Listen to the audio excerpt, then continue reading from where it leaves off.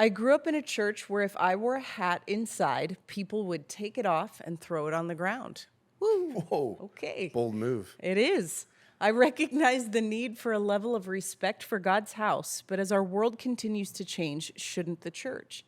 As the body of Christ, what are the values that we should hold on to, and what are the things we should hold loosely? Great question. Yeah. I got a bunch of thoughts, but I want you can go first.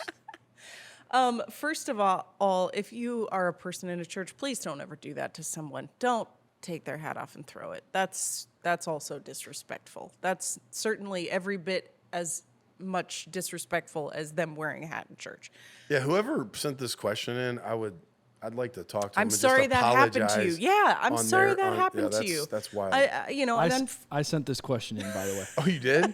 Yes. You had someone throw your hat on the ground? Yes, sir. Okay, well, Brandon, I'm You gotta be very kidding. sorry that happened to you. I promise you I'm not kidding. No, I absolutely believe it. I have been in situations, and I don't know, maybe guys don't get exposed to it quite as much, but I've been in multiple situations where either I personally or a girl that I am with have been approached about what we were wearing. And I am not someone that would ever wear something that is like genuinely inappropriate to church, nor having the people, but somebody would make an issue out of it, Yeah. right? So unfortunately, that is a real thing, and people get ashamed and they never step back in the doors of a church, because not just that church, any church, because they're horrified and they're embarrassed. So if that's ever happened to you, I'm really sorry. That shouldn't happen. As far as a respect for God's house, I think we get really hung up on our own rules all the time, things that were culturally a big deal, right? Culturally, in the late 1800s up through the 1900s, the idea of your hat and where you wore your hat and where you took it off was such a big deal. It was a cultural sign of respect, but that is not a biblical sign. There is nothing in the Bible that talks about whether you have to take your hat off in a church or not, or that you have to wear a certain specific kind of clothes.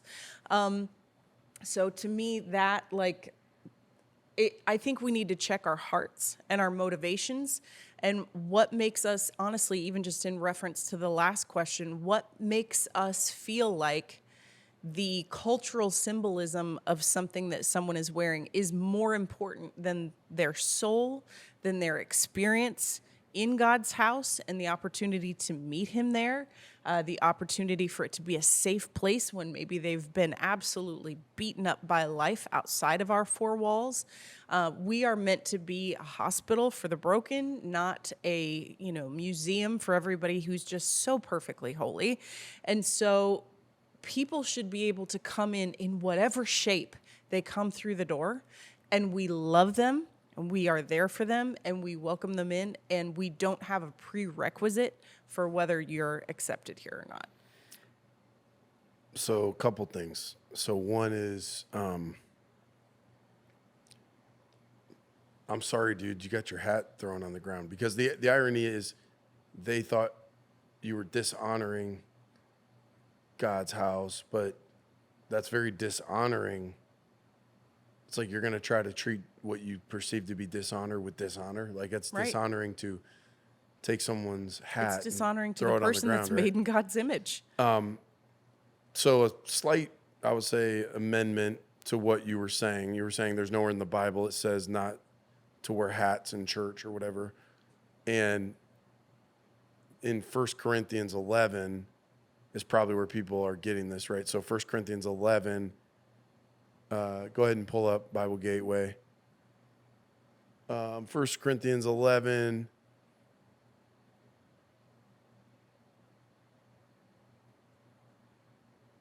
verse 2. Go ahead and zoom in. This is Paul talking to the Corinthians. I'm so glad you always keep me in your thoughts. And that you're following the teachings I passed on. There's one thing I want you to know. The head of every man is Christ. The head of every woman is a man. The head of Christ is God. A man dishonors his head if he covers his head while praying or prophesying. But a woman dishonors her head if she prays or prophesies without a head covering on her head. Okay. So you don't have to look too hard in this text to realize Paul is talking about some things that were culturally accepted at that time, contextual, as a clear sign of dishonor.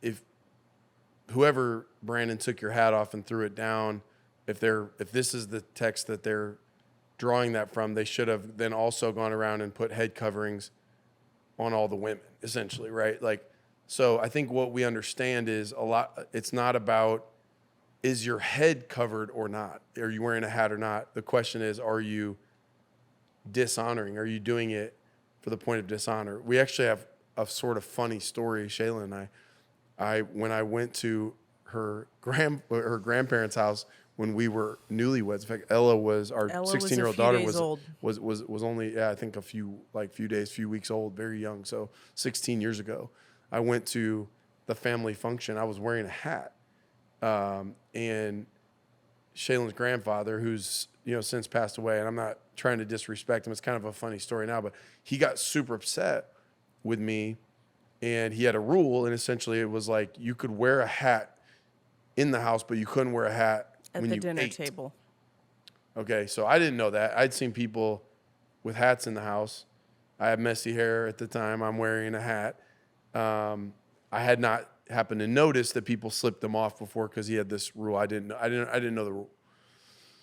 So there was no part of me that was trying to disrespect him or his house or his family or his rules. I just didn't fully understand.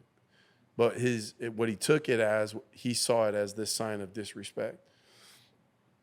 And so I think, like, when you look at sort of what the conversations that are taking place, whether it's what we looked at recently in Matthew chapter 15, where Jesus is talking up to the Pharisees, and he's like, look, they came to him about hand washing rituals. And he's like, look, you're putting these man-made traditions, he says. In fact, go ahead and pull it up. Go ahead and go to that. Go to Matthew 15. Matthew 15. Yep. Zoom in verse 3.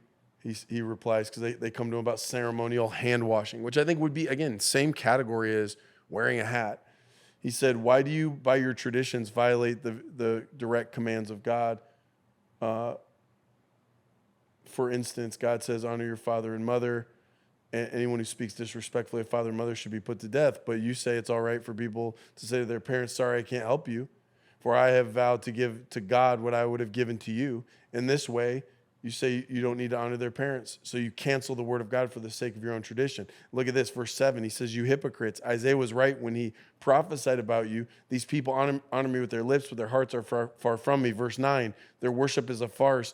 They teach man-made ideas as commands from God. So what they're doing is you're holding to a tradition so tightly, and you're seeing it as a command of God instead of looking and going, is this kid wearing this hat coming in? Is he trying to be disrespectful, dishonoring? If you don't know, you might want to ask. But to just assume that something that may appear to you to be disrespectful, is that the intent of that person's heart? And this whole text in Matthew 15, Jesus goes, look, it's not what comes, ultimately goes into the mouth, the food that defiles someone. It's not the tradition. It's not you washing your hands the right way that makes you clean. He's like, it's what comes out of your heart. So think about that whole scenario. You've got somebody who's in church, a young person with their hat they don't know. They're not trying to be disrespectful. And that person goes, you're being dishonoring. But what was in the heart of that person was then to dishonor. And so I think, like, we have to go, let's not jump to conclusions. Something that I may have been raised to think of as dishonoring.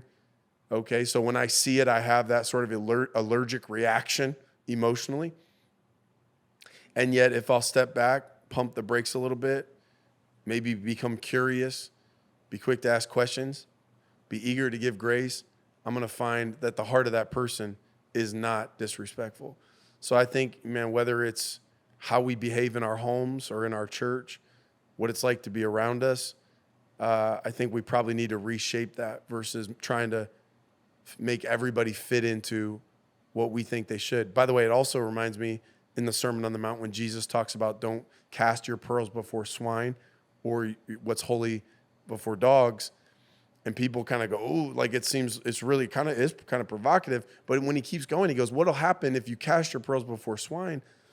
He goes, you're going to end up in a fight you don't need to be in. And essentially what he's talking about there is taking the thing you think is sacred and going to some, Going to someone who would not see it as they don't sacred. see it the same way. So then you're ticked off because they wore a hat, or you're ticked off because they did this. So now we're in a fight. Like, he's like, you don't need to do that.